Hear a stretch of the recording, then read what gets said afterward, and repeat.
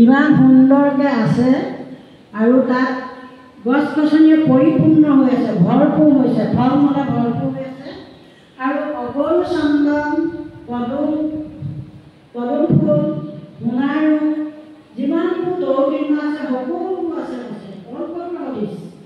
কল্পনাৰ নিচিনা হৈ আছে।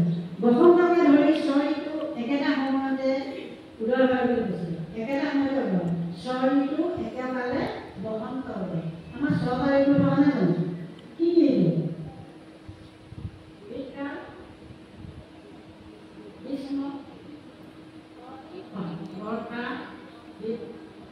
হেমন্ত আৰু চৰাইটো সদায় বসন্তৰ বসন্ত মানে আমাৰ যেনেকৈ বসন্ত ঋতুতে গছ ফুল ফুলে হয় না, ফুল চৰাই মাত মাতে ইমান ধুনীয়া সুন্দৰ হয় না, এই তেনেকুৱা ধৰণৰ লগতে হৈ থাকে বুলি কৈছে।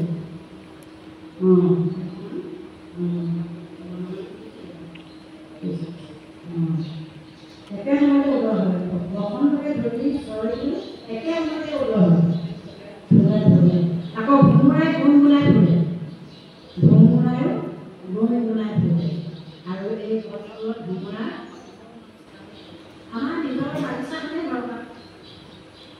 আমাৰ যেনেকৈ গৱেষণা বাগিচাখন চাই গৈছোঁ, তাত চালেও চব গছেই আছে, তাত চালে চাবলৈ দৰকাৰ নাই। আমাৰ যগেশ্বৰ গগৈৰ ঘৰ সকলোৱে চাব দেই, চব আছে তাত, ক'ব বিচাৰিলে ঠিক নাই।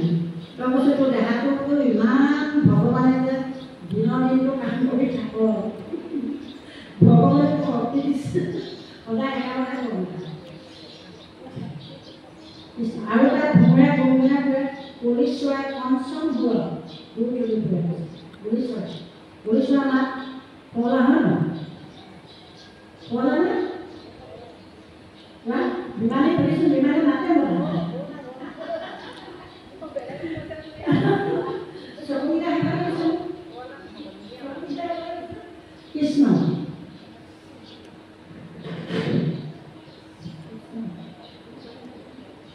Yeah.